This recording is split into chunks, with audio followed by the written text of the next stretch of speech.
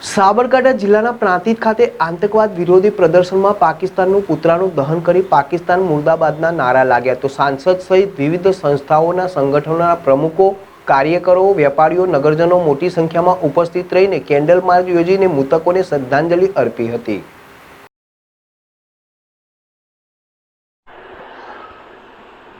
जम्मू काश्मीरना पहलगांव खाते आतंकवादी द्वारा करवामां आवेल अंधाधुंध गोळीबारमां देशना 28 निर्दोष नागरिकोना मोत निपज्या छे। त्यारे निर्दोष नागरिकोनी हत्याने पगले देशमां भारे आक्रोश पैदा थयो छे,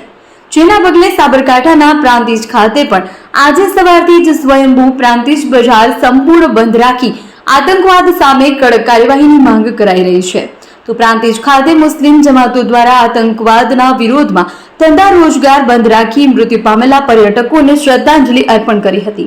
અને આ માનવતા વિહોણું કૃત્ય કરનારાઓ સામે કડકમાં કડક કાર્યવાહી થાય તેવી લાંગણી અને માંગણી વ્યક્ત કરવામાં આવી છે।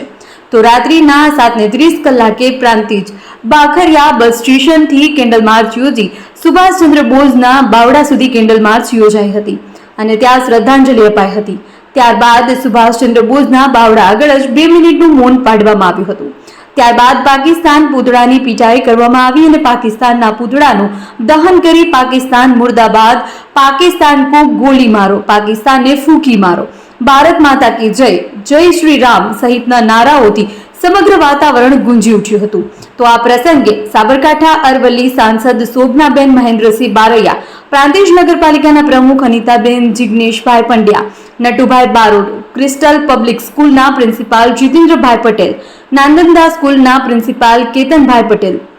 પ્રાંતિજ પાલિકાના પૂર્વ પ્રમુખ નીરવભાઈ પરીખ, પૂર્વ પ્રમુખ જિગ્નેશભાઈ પંડ્યા, પૂર્વ કોર્પોરેટર ધવલભાઈ રાવલ, કોર્પોરેટર દર્શિલભાઈ દેસાઈ, સંજયભાઈ પટેલ, મનોજ મોદી, વિનુભાઈ પટેલ, સમીરભાઈ પટેલ, સુરેશભાઈ રાવલ સહિત વિશ્વ હિન્દુ પરિષદના પ્રમુખ સહિત કાર્યકરો, વિવિધ સંસ્થાઓના પ્રમુખો, સંગઠનોના પ્રમુખો સહિત વેપારીઓ, નગરજનો મોટી સંખ્યામાં ઉપસ્થિત રહ્યા હતા અને મૃતકોને શ્રદ્ધાંજલિ અપાઈ હતી। જીલ રાવલ, જેડેસ ટીવી, પ્રાંતિજ।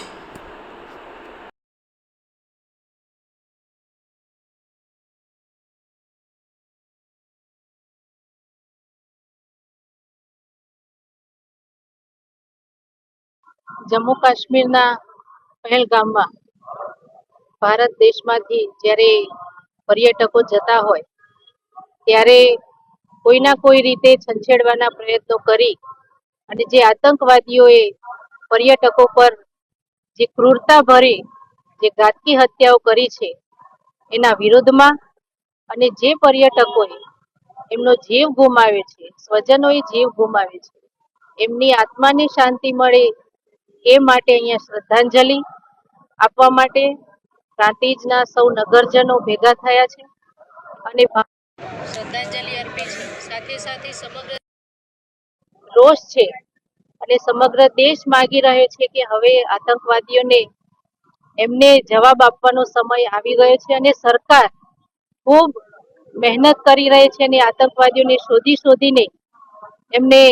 પૂરા કરવા માટેના પ્રયત્નો કરી રહી છે। સરકાર જે પ્રમાણે પગલાં ભરી રહી છે એ પ્રમાણે ચોક્કસ એમને એમનો જવાબ મળી જશે।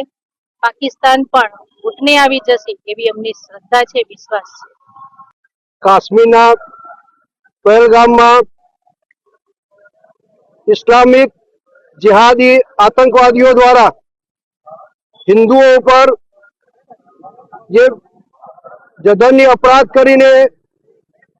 એમનું ખૂન કરવામાં આવેલું જે છે એ આતંકવાદી પ્રવૃત્તિને વિશ્વ હિન્દુ પરિષદ તેમજ રાષ્ટ્રીય સ્વયંસેવક સંઘ અને તેની સાથી સંસ્થાઓ આ જઘન્ય અપરાધને વખોડી કાઢે છે અને એવી અપીલ કરવામાં આવે છે કે આવા આતંકવાદીઓને તેમની ભાષામાં જવાબ આપવામાં આવે તથા દિન પ્રતિદિન આતંકવાદી પ્રવૃત્તિ જે વધી રહી છે એ બાબતે સરકારશ્રીને પણ અમે રજૂઆત કરવા માંગીએ છીએ કે આવા આતંકવાદીઓને તેમના ઘરમાં પૂરીને તેમના ઘરમાં જઈને જ એને એની ભાષામાં જવાબ આપવો જોઈએ તેવી અમારી વિશ્વ હિન્દુ પરિષદની